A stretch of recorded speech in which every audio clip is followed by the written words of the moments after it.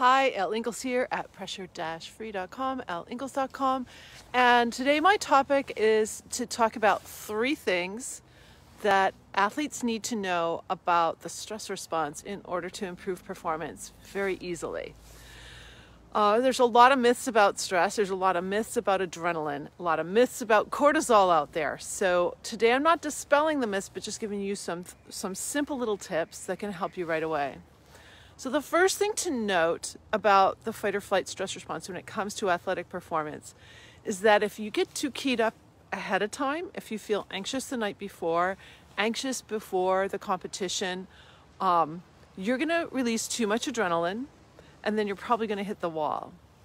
So I want you to take notice of what's going on the day before your competition and all the time leading up to your competition. And notice if you're starting to feel angry or angry or annoyed. You got to remember annoyance, because little annoyance is like you can't find your spikes if you're a cross-country runner, or where's your perfect shirt you like to wear under your hockey gear, like all these little tiny things like this. So note all the little things that cause you to feel angry or annoyed, anxious or afraid, ashamed or abused. Now, when I use that word abuse, I mean things that assault your senses. For example, if you're a runner, the sound of the starter gun can cause you to trigger the stress response. Other sports where there's a whistle that stops play, you got to really watch your heart rate. You might actually be jacking up your heart rate just because you hear the whistle. So what we want to do is find the sweet spot of your athletic heart rate, and all the time prior to your competition, we want to keep you below that. So you're not triggering too much adrenaline. So people like adrenaline because it feels powerful, but here's the deal. If you trigger too much adrenaline, you're going to hit the wall. You'll get about 2/3 through your competition and you're burning out. You're not able to complete the way you started. And if you can refrain from triggering too much adrenaline, you're going to have so much more power all the way through your event or whatever it is that you're doing. So that's why this is important. Tip number 2, when we trigger fight or flight, it can be hard to see, listen, and you lose a little bit of coordination. So have you ever, done great in practice? Maybe you're a basketball player, you always hit your free throws, you're just right on.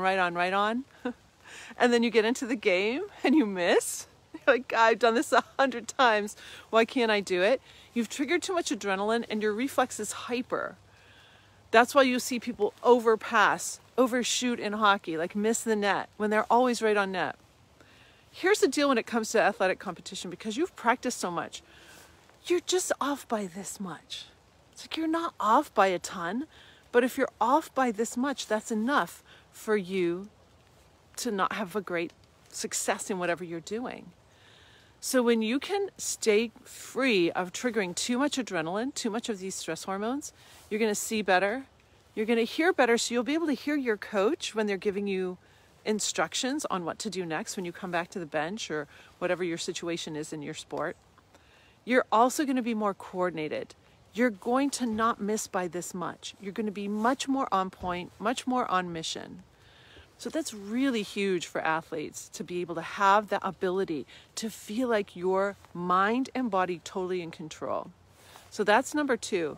Number 3, so there's 2 floods of hormones that go out in the fight or flight stress response. The first flood it's catecholamines. I call it a cocktail because you're now under the influence.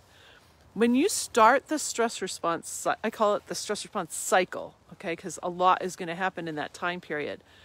If you're a male, it's going to take up to 9 hours before the stress hormones are dissipated out of your cells and you're back to normal.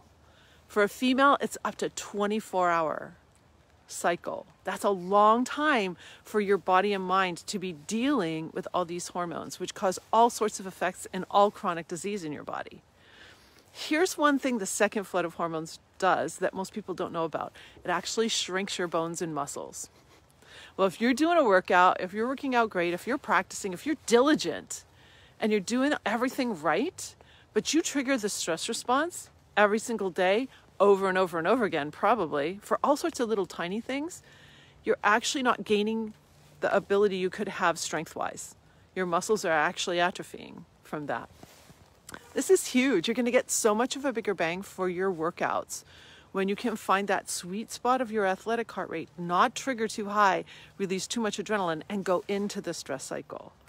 So that's something that I teach my athletes. It's super, super powerful, and it can change everything in your outcome of performance. You're going to be able to see better, you're going to be able to hear better, you're going to be able to have mind-body connection working so much better for you, and your reflexes aren't going to hyper. If this makes any sense and you're like, wow, I want to learn more, please just private message me or go to speakwithelle.com to book a call with me. I would love to talk with you more, because there's nothing more dissatisfying than knowing that you've got more to give in an athletic performance than you are. When you are underperforming, it can just feel really crappy.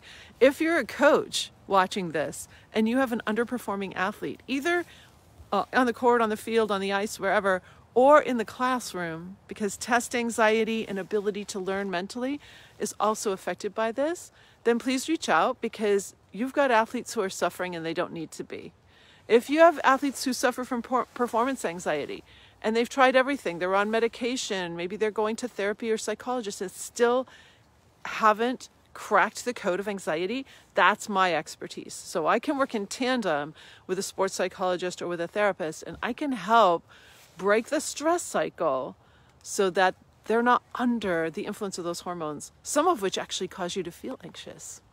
So we can break anxiety. I've helped clients break anxiety patterns in as little as 2.5 weeks.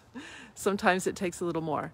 So I hope this is helpful. I just hate it when I see student athletes, pro athletes underperforming just because I can tell they've triggered the stress response. If we can help with that, it's just a real game changer. So have a great pressure-free day. Bye.